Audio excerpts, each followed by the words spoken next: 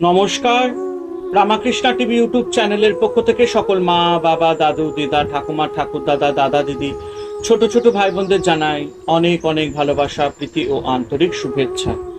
সবাই ভালো আছেন, ভালো থাকবেন।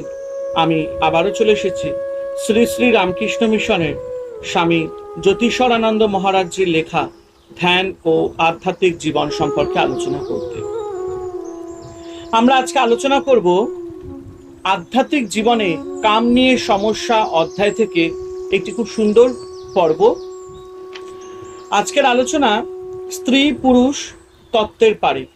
কিন্তু সকলকে অনুরোধ করব, সবার আগে আমার ইউটিউব চ্যানেল রামাকৃষ্ণা টিভিকে আপনারা সাবস্ক্রাইব করুন, শেয়ার করুন, যাতে আমি এগিয়ে যেতে পারি, এবং বেল আইকনটি অবশ্যই প্রেস করে দেবেন যাতে সুন্দর সুন্দর এরকম ভিডিও নোটিফিকেশন আপনাদের কাছে পৌঁছে যায়।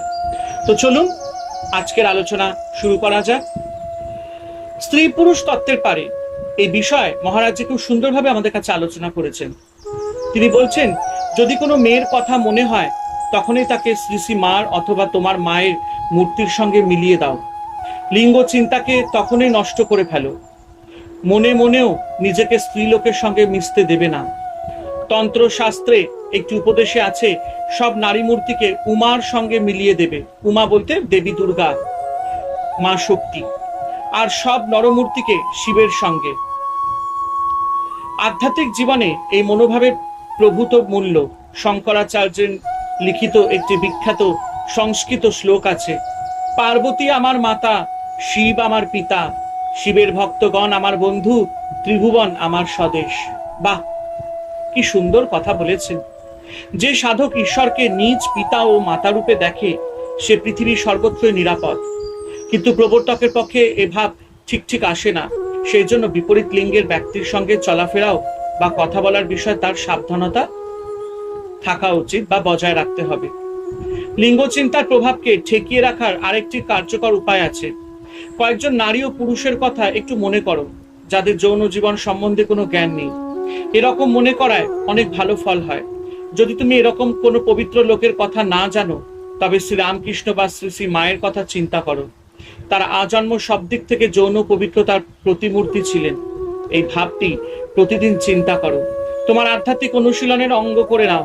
তোমার নিজের আত্মা বা অহং ধীরে ধীরে এই পবিত্র ব্যক্তিত্বের উদার গুণগুলি গ্রহণ করতে থাকবে এবং ঠিক সময় রূপান্তরিত হবে। আমাদের জীবনের উদ্দেশ্য হবে পুংতত্ত্ব ও স্ত্রী তত্ত্ব দুটোরই পারে যাওয়া এবং এমন এক স্তরে পৌঁছানো যেখানে কোনো লিঙ্গ তত্ত্ব একেবারেই নেই। জীবনের নিচের স্তরগুলিতেই আমরা পুরুষ ও স্ত্রী দেখে থাকি, কিন্তু উচ্চ স্তরে লিঙ্গভাব মুছে যায়।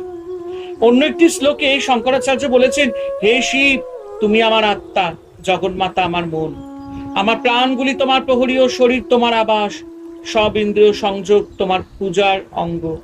আমার নিদ্রা তোমাতে সমাধিমগ্ন হয়ে থাকা, আমি যেখানেই যাই তোমাকেই প্রদক্ষিণ করা হয়।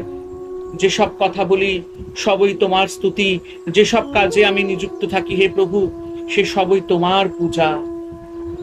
হরে কৃষ্ণ কৃষ্ণ কৃষ্ণ হরে হরে, হরে রাম রাম রাম হরে হরে। জয় শুভ শম্ভু, জয় দেবী দুর্গা দুর্গতি নাশিনী, জয় মা কালী।